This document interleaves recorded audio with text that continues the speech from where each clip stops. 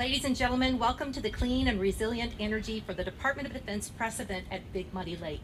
I'm Dr. Cheryl Rivas with Garrison Public Affairs. To my right is Colonel Mary Ricks with 18th Airborne Corps, and we are happy to be here to support this exciting event. As we begin, we've got several speakers that are going to join us today and talk to you a little bit about what today's event is about. First, though, we would like to welcome our first speaker, the 18th Airborne Corps Deputy Commanding General, Brigadier General John Cogbill.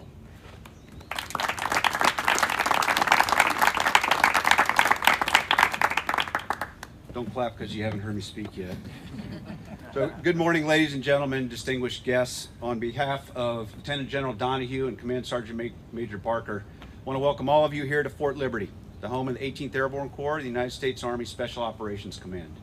I want to thank all of you for making the journey to be here today, whether it was from one of our surrounding counties or all the way from Washington, D.C., where you had to leave your air-conditioned offices to come out here to Big Muddy Lake and enjoy the North Carolina summer heat. Maybe swat some mosquitoes, but I think we got lucky on the weather today, and I think it's going to be a beautiful ceremony. This is a great opportunity for us to really see environmental innovation at the edge.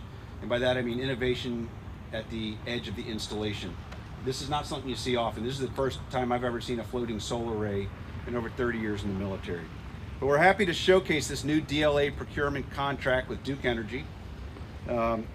This is under the Green Source Advantage program that'll power 5 military installations in North and South Carolina with clean and resilient electricity from 2 new off-site solar facilities.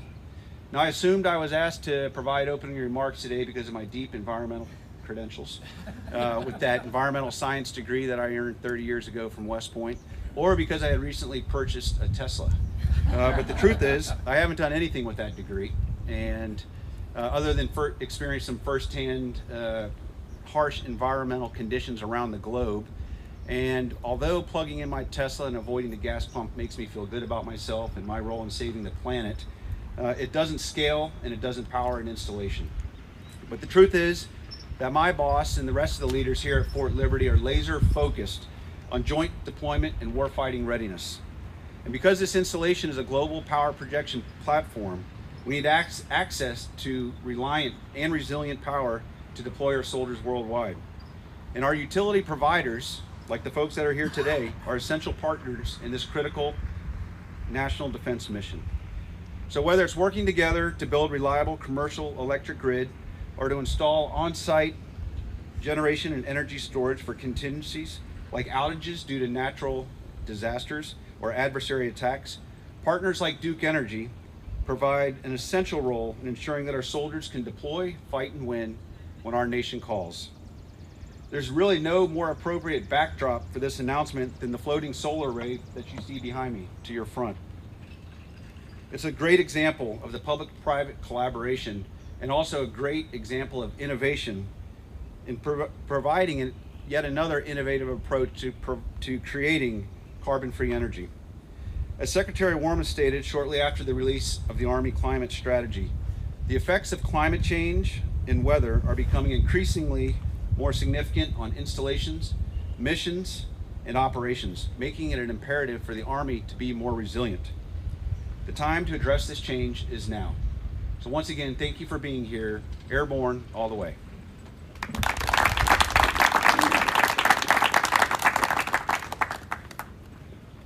Please welcome our next speaker, the Honorable Brendan Owens, Assistant Secretary of Defense, Energy, Installations, and Environment.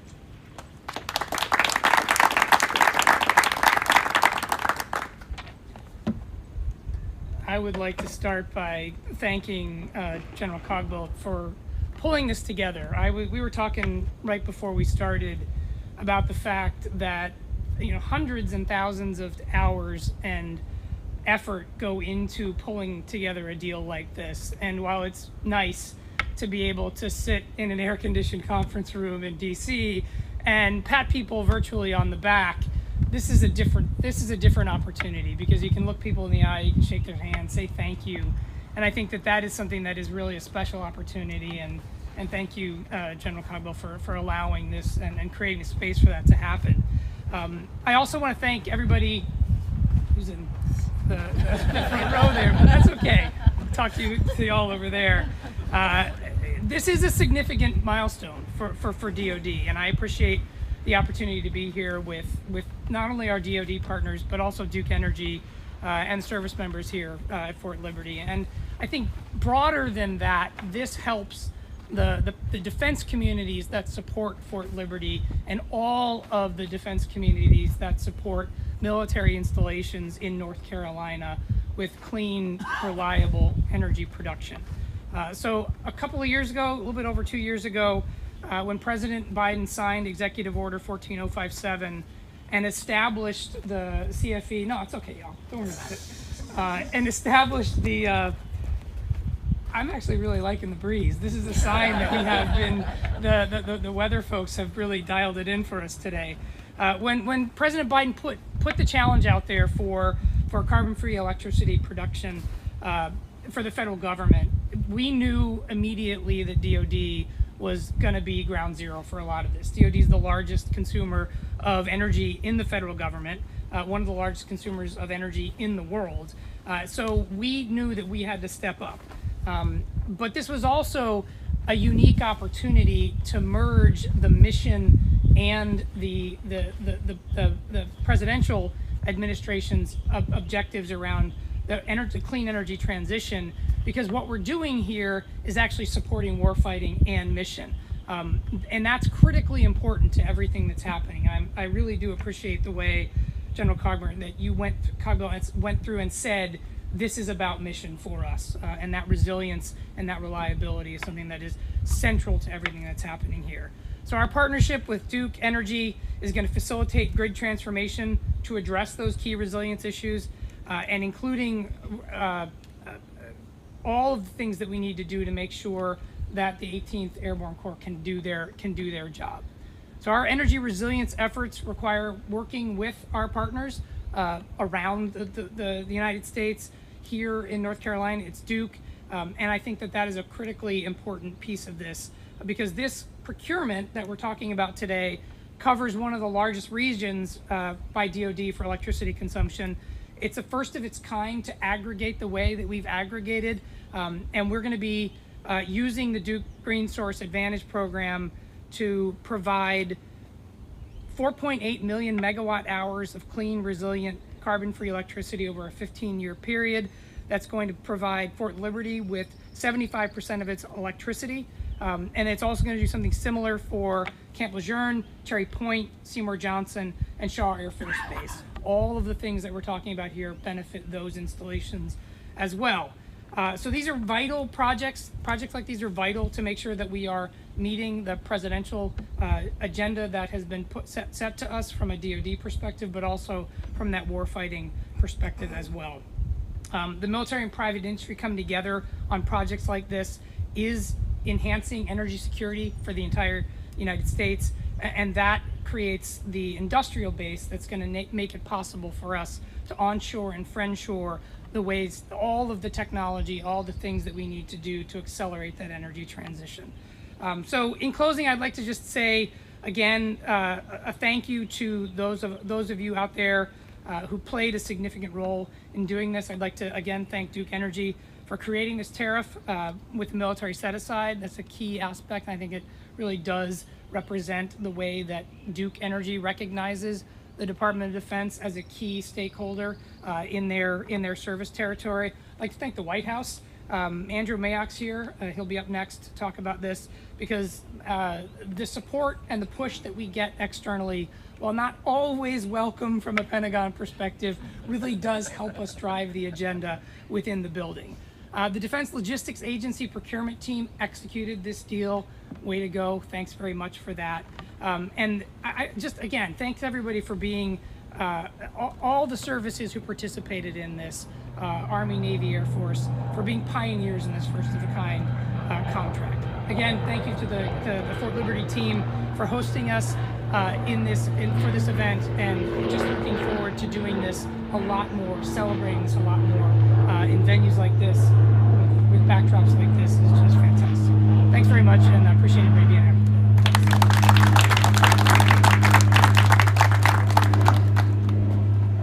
Thank you. Ladies and gentlemen, please welcome our next speaker, Mr. Andrew Mayock, Federal Chief Sustainability Office, White House Council on Environmental Quality.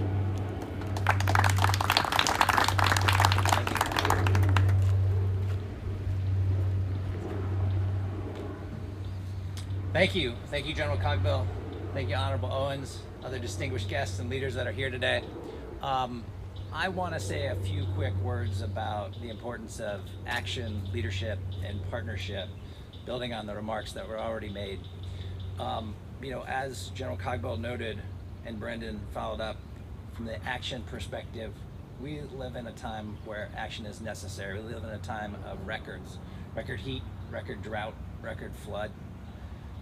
And we need to be resilient to all those records. We were having a chat before we came over for this about how critical that is for this region and for this base. And responding to, as the President notes on frequent occasion, the clear and present danger that the impacts of climate are having on us is so critical. We also live in a time of extraordinary economic opportunity, which today's announcement also represents. We're living in a year where clean energy investments are going to go over $2 trillion for the first time. And so we have a time when it comes to jobs, when it comes to bringing American leadership back to the fore on the clean energy transition. We can do it, and we're showing that we're doing it today.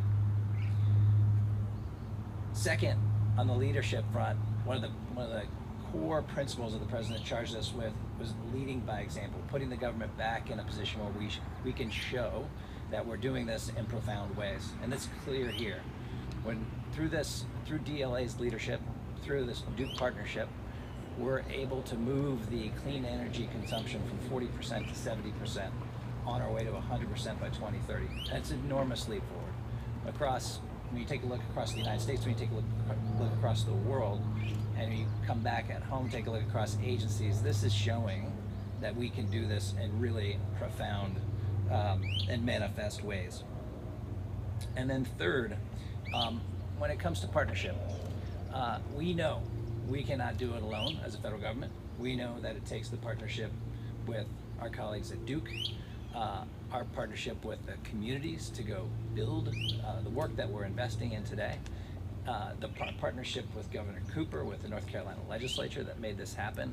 It takes all of those critical actors, inclusive of our partnership with Duke and their leadership on this front. So really critical feature of getting what we got done today, what we're sharing today, is through that partnership, through that leadership, and through that action. Thank you very much.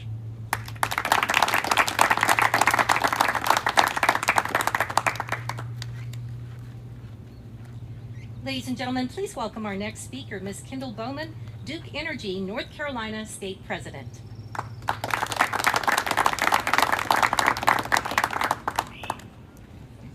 Well, good morning, everyone. It is an honor for my colleagues and I to be here today with you at Muddy Lake with the 18th Airborne, along with leaders from the White House and the Department of Defense. You are experiencing one of our glorious days in North Carolina. We've got great weather today. Glad you came today and not this weekend when we're expecting temps of 100 degrees or more. But with Duke Energy, we are proud to support our communities and our customers. In North Carolina, we are the #1 for business, 2nd year in a row, and we are growing. Now more than ever, it is important for us to remain committed to reliability, affordability, and increasingly clean energy to meet the growing needs of our customers here in the Carolinas. Which brings us, while we're here today, a transformative procurement of carbon-free electricity in the Carolinas will not only assist our military departments in their decarbonization goals, but will also help the federal government meet their sustainability goals to get to 100% clean energy. And it supports the executive order of the Federal Sustainability Plan and Reductions Emissions Pathway. For this project, as you've heard, there will be 2 new solar facilities that will support the 5 military installations between North and South Carolina and right here at Fort Liberty. These new renewable energy sources are contributing significantly to build a cleaner energy grid for all of our customers here in the Carolinas. As we look to the future, energy demand is only going to continue to grow and accelerate. It's both a challenge and an opportunity for us. But strategic collaborations like the one we have with the Department of Defense here is a shining example of the collaborations that we need to continue to pursue in the future. That's one of the reasons that Duke Energy created this Green Source Advantage tariff, was to be able to create these collaborations and work with our large customers and small customers alike to be able to bring renewable energy sources to the grid. With that, I want to thank you, and I appreciate the collaboration with all of you here today.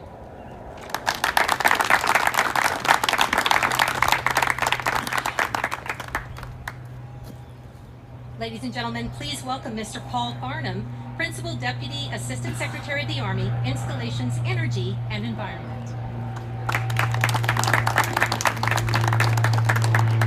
Good morning and thank you.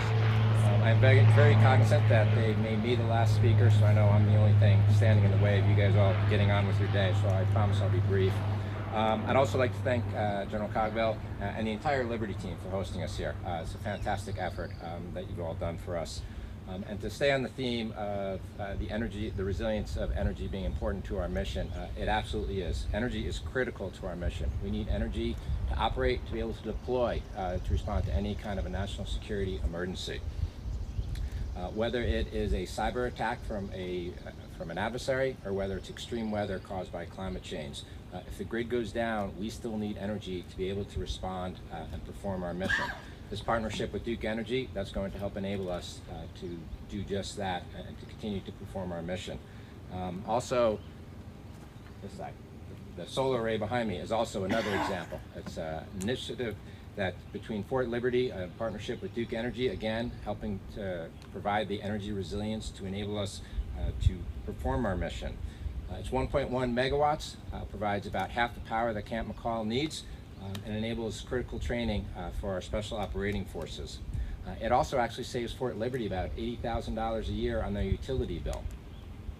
When we pair it with the 2 megawatt battery storage, it'll allow for critical peak shaving on those high demand, hot afternoons, further assisting Duke Energy with their generation needs, and also helping our neighbors to provide additional power that Duke can provide to them to ensure that they have the electricity they need on those hot afternoons. And also, because of the ingenuity of making it a floater solar array, we've actually saved 7 acres of critical training lands for the installation, and that's also habitat for the endangered red-cockaded woodpecker. And as we can see from our fisherman friend, we can supply half the power of Camp McCall without endangering the habitat of the wildlife or taking away from the recreation value of this pond. But this is not the only initiative Fort Liberty has done with energy. Throughout the base, there's another 600 kilowatts of solar generation, providing clean, carbon-free energy to, again, support the resilience of this installation. So it's a little wonder to me that Fort Liberty was the winner of the 2023 Secretary of the Army Energy and Water Management Award. Very well done to the Fort Liberty Energy team. So whether it's the energy here, or actually, and the Army is doing the same thing in installations across the nation. Altogether, we've got 675 megawatts of solar generation on installations, Army installations throughout the country, providing carbon-free energy to support the resilience of all our installations, enabling mission-critical, national security important missions, but just as importantly, it's contributing to the President's goal of clean energy for all American citizens. So once again, thank you to the Fort Liberty team. We appreciate you hosting us and all of the work that went into this. Thank you.